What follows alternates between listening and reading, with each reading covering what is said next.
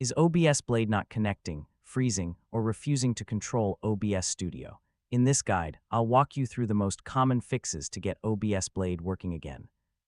Yeah, most problems come down to a few simple settings, so we'll check each one step by step.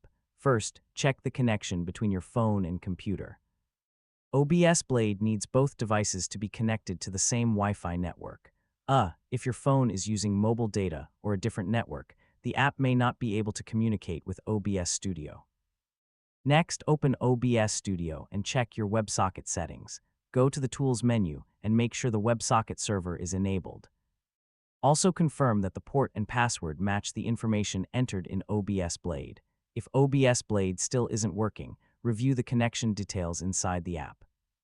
Make sure the computer IP address is correct and there are no typing mistakes, so one small error in the address or password can prevent the connection completely.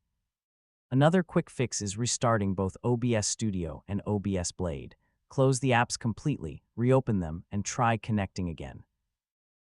Also check that both apps are updated, because older versions can sometimes cause compatibility issues.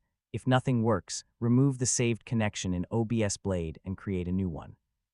As a final option, you can reset the app or reinstall it to clear old settings.